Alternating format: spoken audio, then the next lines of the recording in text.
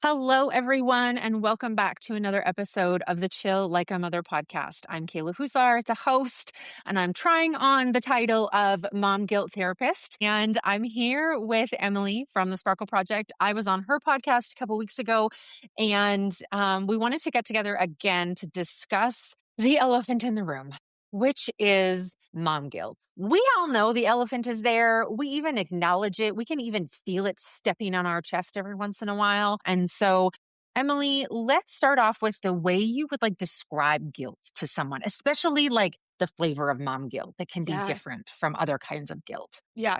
Well, I always like to start off by saying that the way that I define mom guilt personally, and that I've heard it defined in the academics around motherhood, is really more of a combination of guilt and shame. It's not just the feeling of guilt of I did something wrong, but there's this added layer to it of making that mean something about ourselves as moms. And I think that's really important because just the word guilt alone means something, but mom guilt does kind of tend to go a step further into shame and I'm not doing enough or I'm a bad mom. Mom guilt, what's really interesting about it is that oftentimes when we experience mom guilt, it's tied to societal standards, and we're holding ourselves to these expectations that may or may not be something we actually believe to be true about ourselves or about what is a good mom? What does it mean to be a good mom? A lot of times we're not even aware of what our own beliefs are, but we're holding ourselves to those societal standards and feeling absolutely awful about ourselves because we're not living up to them. The first time I had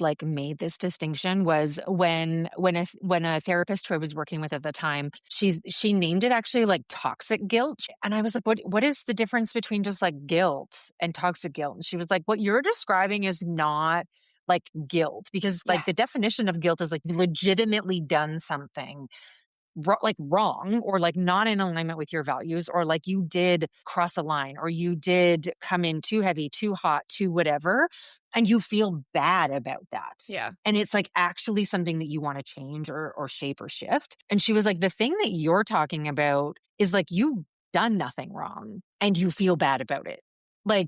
You haven't actually fucked up your kids in this actual emotional, physical, uh, neglect or abuse way. She's like, yeah, you lost your shit, but you're here talking to me about it and you're continuing to beat yourself up about it. Yeah.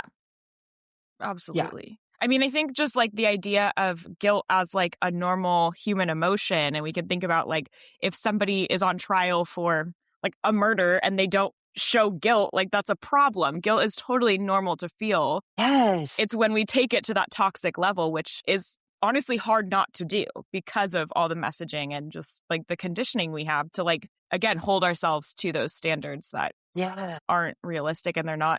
Again, they're usually not tied to our actual values. Yes. Or our actual selves. Yeah. Right? There are moments when I feel like a bad mom or I've damaged my kids and I'm not a perfect parent. And so there are moments that I've had to repair. There are moments that they've experienced things with me or any of the other adults in their life that weren't this totally cool, calm and collected moment. Yeah. Right? And Not so chill. not so chill, not so chill. But that doesn't inherently mean damage beyond repair. I think I maybe have a different view on this. And I've shared this a bit before on other episodes around I was raised by a single parent and I'm an only child. And so my mom's flavor of guilt would be very different than even how I view guilt because I am living a very different life. She would feel guilty because she had two jobs and Yeah.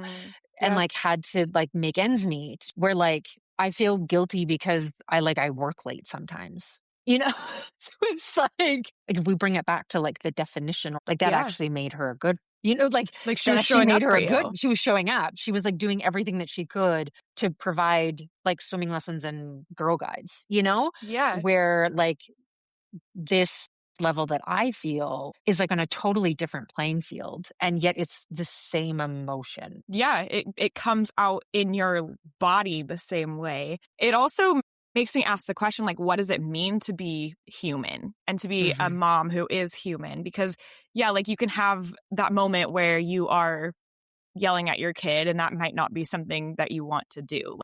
you want to work on the regulation or whatever behind that. But I think a lot of times the guilt is actually like perfectionism, expecting that standard of perfection, expecting that like we're not supposed to mess up our kids in any way. Where like if we even think about that, it's like it's life. Like they're Yeah. living life. Obviously, I say that to an extent, right? Like we Yeah, don't no, want of to course. cause major trauma for our children, but like to expect that we're just going to like be these perfect role models in their life. There's probably other implications that would happen in the future if we do show up completely perfectly for them anyway, Yes. right? So it's like the nuance of, yeah, our circumstances. And if you are a single mom, what you're experiencing versus if you are a working mom or a stay-at-home Mhm. mom or like whatever different thing, there's so much there. But there's also like the nuance of, yeah, you cannot be happy something happened the way it is. You can want to change it, all those things, and also not take it and make it mean something so deeply harmful about yourself, Yes. right?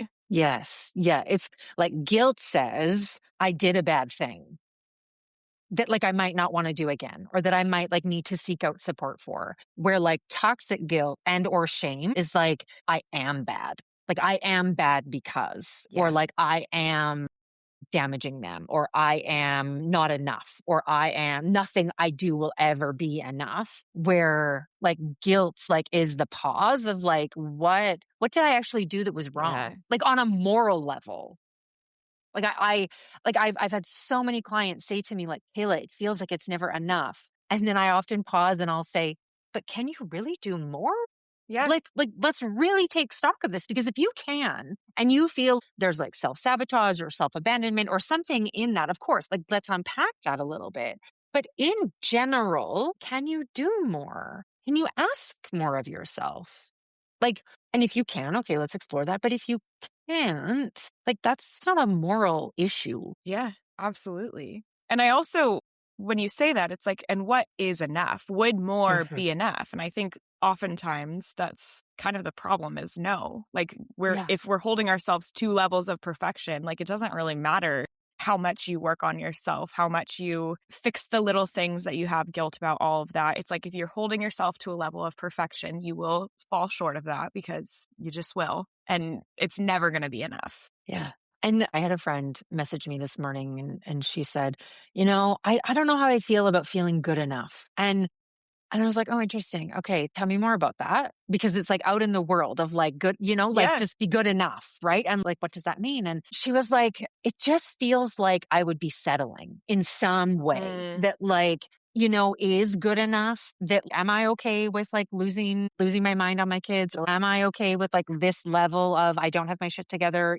What does that even mean? And it was such an interesting conversation because I have also had a couple of clients be like, Kayla, I don't know what is good enough. Like, what does that yeah. even mean? And like, would it mean that I'm settling? Like, would it mean that I'm like, for some people, they might be able to convince themselves that like, okay, well, it is good enough, whatever this is. Yeah. Right. And I've had these conversations with people like, there is only so many days that you can leave the dishes. There is only so many days that you can kind of like check out from parenting or avoiding an emotion or avoiding a conversation. There is only so much that we can say, you know what, this is protective. And I just need to kind of like shut this part off for a minute, or I just need to like adjust and we can have cereal tonight and I can give myself grace for that. But what people are bringing to me lately is like, at what point do I actually need a bit more like grit? And I think that's different from shame. And that's why it's so Yeah. complicated. Like, that's why it's so nuanced and complicated because what if for some people cereal was okay 3 nights a week? Yeah. What if for some people 4 hours of screen time on Saturday and Sunday was okay? And whatever those like definitions or those like markers Mhm. are so different for so many people. Yeah.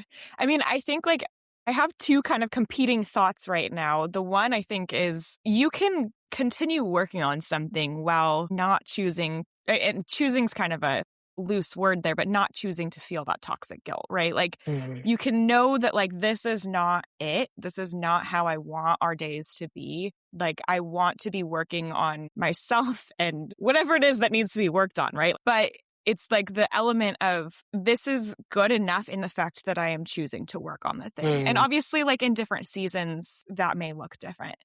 But something that actually come up like multiple times in the last week for me, I went through a separation in the summer of 2024 and have, the rest of that year was kind of figuring out living separate. By the end of that year, so start of 2025, we were living separately, had the kids 50-50. And at the time, I didn't quite realize it, but really I knew I needed to prioritize myself. I knew that like I had to be the priority. The kids had a lot of support from both of our families, from both of us, and I became the priority. Again, not really consciously, but it was like, I got to work on me. And in that time, there was like way too much screen time. Like, I need to now work on how we're going to like shift things back to a different routine and how I'm going to get the kids on board with that. And I have ADHD. I'm not the best at like creating new routines and like figuring that out. So it's a whole challenge, right? But I realized somewhere along the way that what was important to me was that my kids knew that I was their person. Like they could come to me for whatever. That relationship was the most important thing in that, right? And it has been. There's been like my kids know that they are loved. They know that they're supported. They know that they have a safe home. Like the things that if I really think about what is the point of all of this, all of that, like we've checked the boxes. Are there things that like if I let myself, go down some toxic guilt spiral that I'm like, oh my God, or like things that I wouldn't want somebody else to know, like absolutely. There absolutely are. But I can also recognize that honestly, like, I think it was good enough because I was working on me and thank God I was working on me. Like, Yes. I'm okay. I'm doing well. I'm thriving. They have a mom who is showing up and like loves herself and has a community of support and is emotionally fulfilled. Like all these things that are arguably more important than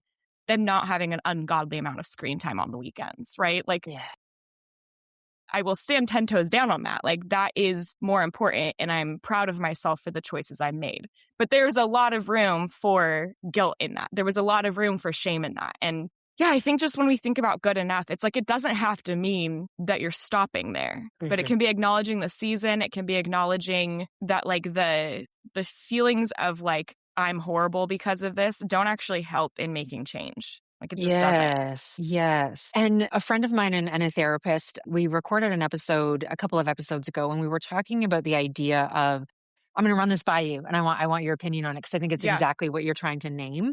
We were talking about the idea of like out in the world, the rhetoric is that like kids come first. And also the same message is that you need to put on your own oxygen mask before you can take care of anybody else. And so what does that actually mean? We're talking like chicken or egg here, right? Is like, do the kids come first or does the mom come first? Like if the kids are first, like if that's your goal, right? They feel loved, they feel cared for, you're breaking cycles, you're doing all the things that like you set out to do when you were a parent, then you kind of have to be ground zero. And so if ground zero means taking time for myself, letting them watch a couple extra episodes of TV, putting on the TV so that you can sleep in on the weekends, I set out bowls of cereal and they either choose to add milk or not. But like I need one day where I'm not like woken up like that or have to wake up at 6, right? And so there's this, if the kids come first, which is what most moms want. So then if you're ground zero as the primary parent, what does that look like? Yeah.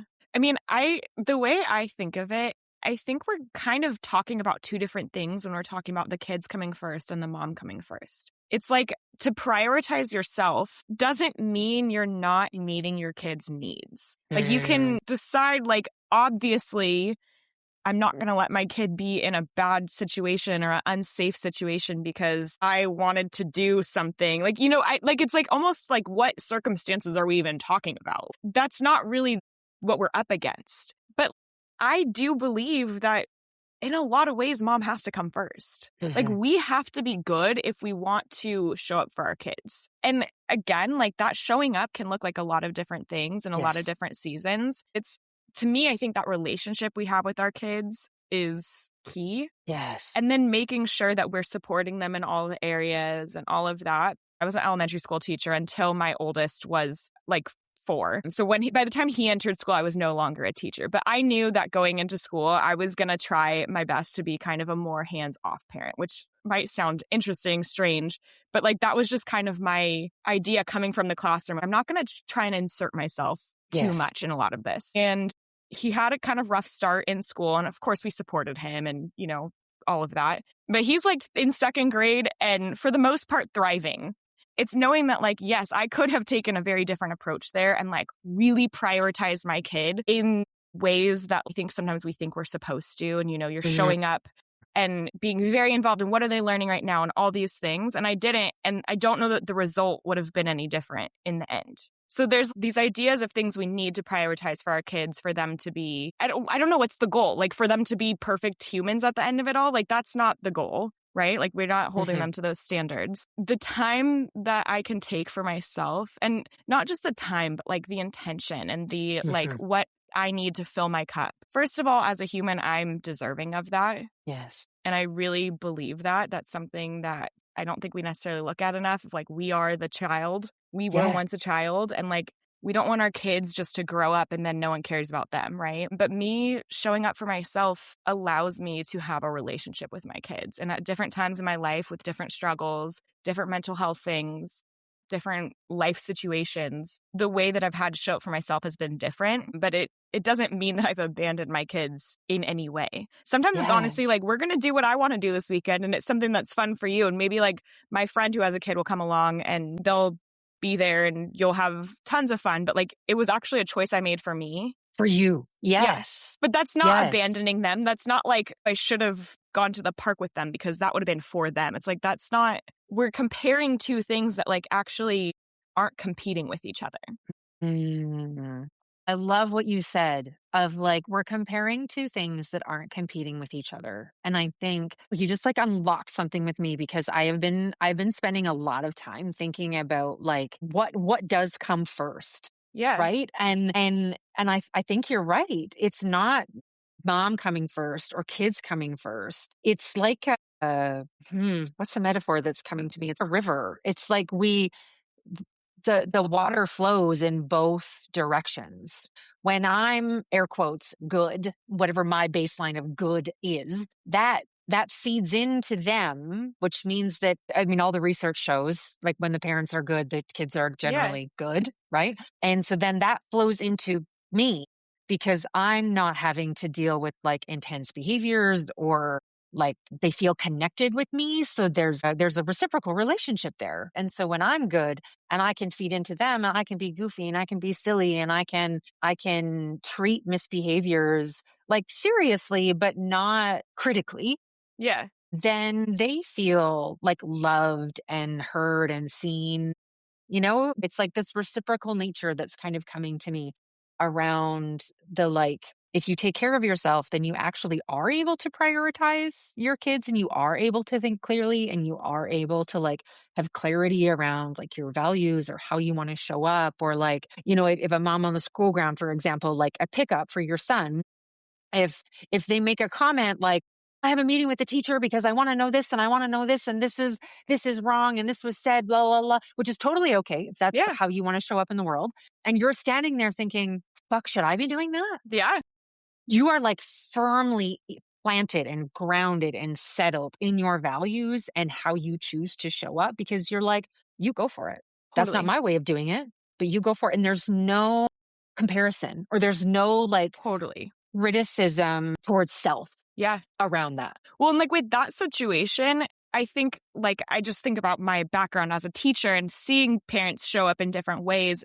I had a lot more information going into the role of parent than someone who's a new parent going into that role would have, right? Like I had seen a few classes worth of students come through and how their parents engaged and interacted. And there was absolutely no right or wrong way to do it. Yeah. But it gave me information to like inform my decision of how much of myself I was going to pour into that. And obviously, again, like I said, like with different seasons of my kid in school, it's looked different. I don't like hold myself to something that like, oh, I'm not going to have a random meeting with the teacher. Like, no, we have like, but yes, it's like I could firmly plant myself in that. And I think if you don't have the information, if you don't know that that's even an option, that can be really hard to do because you're hearing the things that you feel like automatically you have to compare yourself to this one example. And it may not be the right choice for you and your family, or right isn't even the right word, but it may not be the choice that like you want to make in that moment. Or you think you have to because you're not hearing about the mom who is not doing that stuff. I'm not even like Yeah. choosing not to do that stuff, but just not doing it. There's no conversation Yeah. around that.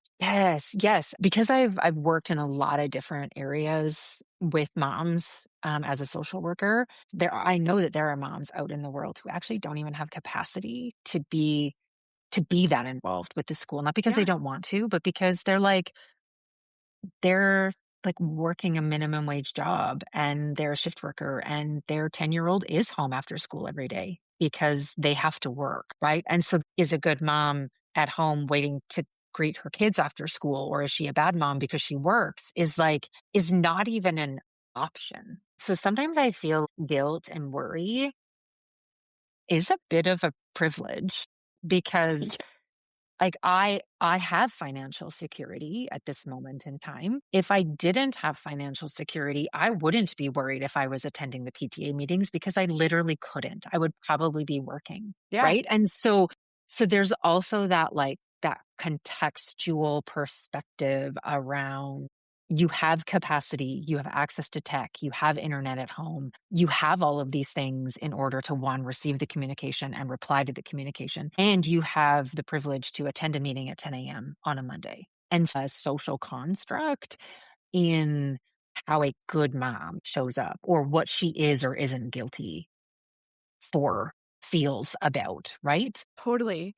Well, and as you're saying all of that, when we look at the standards of like what we're holding ourselves to, and I've never really like thought of it even that clearly in that way. It so is something that is a privilege to even consider, should I be doing this or should I not? Or feeling guilt about not doing it when you have the capacity to. But it's like if you look at that and you lay that out and you look at the fact that like, okay, what I'm deciding it means to be a good mom, like eliminates a lot of people. Like they can't meet those standards. Mhm. Do I actually believe that?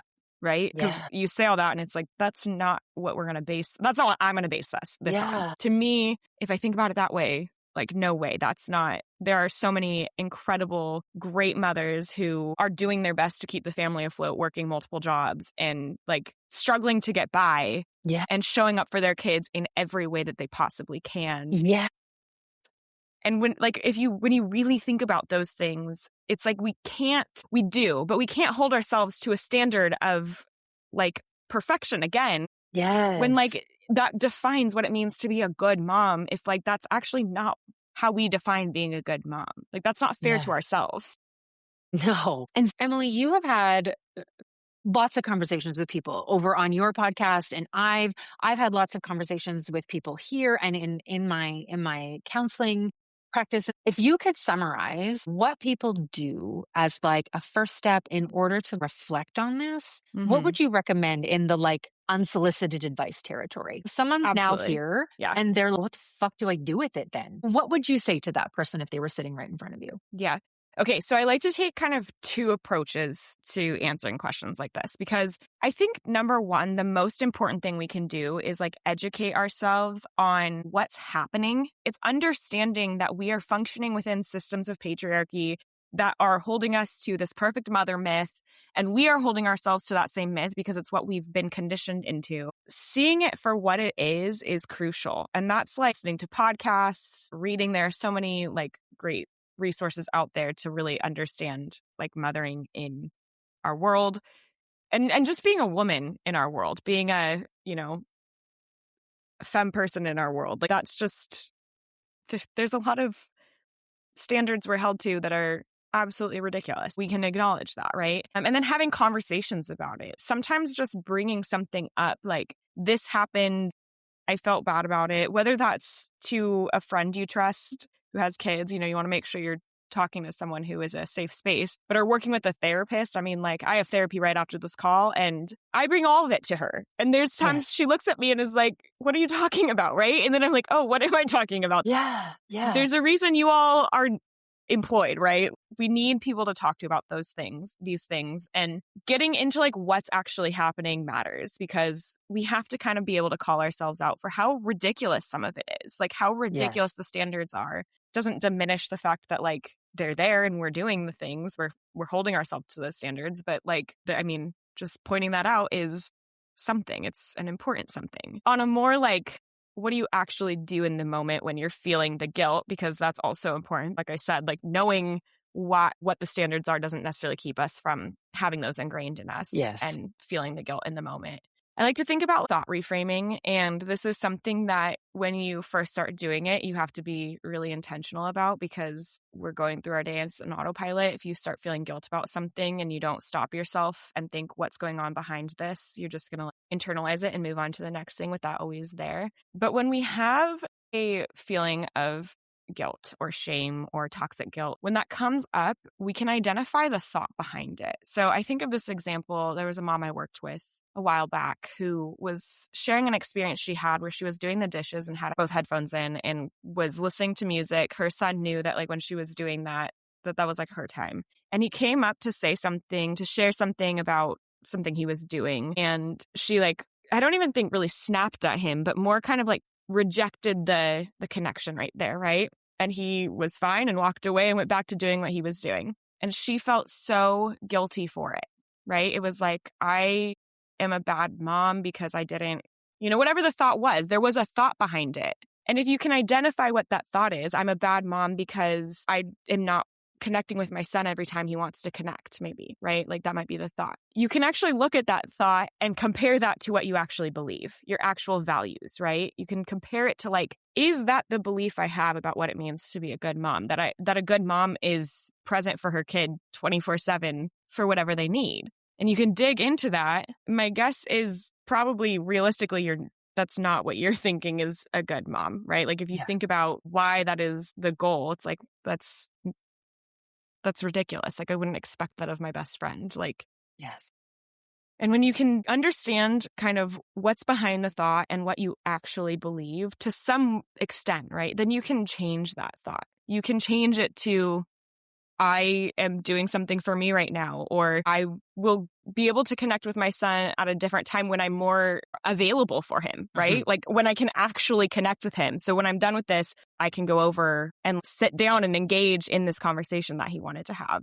I think what's interesting about that story too is like the son, he was unbothered by it. This is a mom who shows up for her kids. There's not a major lack of connection where the kid's always trying to connect and the mom's always shutting the child down. It's like, no, he was like, my bad.